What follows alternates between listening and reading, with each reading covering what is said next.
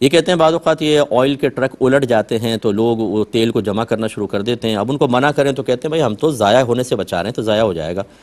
کیا حکم شرع ہوگا؟ دیکھیں مسئلہ یہ ہوتا ہے کہ یہ آئل جو ہوتا ہے نا، یہ جو ٹرک وغیرہ گرتے ہیں، یہ سب انشورڈ ہوتے ہیں، اور اگر واقعی ثابت ہو جائے کہ ٹرک والے کا قصور نہیں تھا تو غالباً پھر ان کو انشورنس کمپنی سے پیسے ملتے ہیں. اسی لیے پھر وہ ٹرک اگر الٹ بھی جاتا ہے تو وہ لوگ اپنے اس تیل کی کیئر نہیں کرتے ہیں. اور یہ بات تو صحیح ہے کہ وہ تیل آہستہ آہستہ زمین میں جذب ہو کے ختم ہو جائے گا اور بیکار ہو جائے گا. گویا کہ اس تیل کی ابھی شرعی حیثیت کہ اگر وہ ٹرک والے اس کو جمع نہیں کر رہے اور چھوڑ دیا ہے، وہ ایسے ہی ہے جیسے ہم اپنے گھر پہ گھر سے کوئی باہر سامان ڈال دیں اور اجازت دے دیں، جیسے پرانے صوفے ہیں، کوئی الماری، کوئی بھی لے جائے، تو یہ عموماً ٹھیلے والے آپ نے دیکھا اٹھا کے لے جاتے ہیں اور کوئی روکتا نہیں ہے.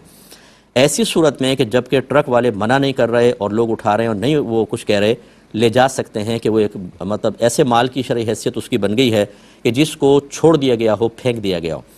یہ تو ایک پہلو ہے شرعی حکم.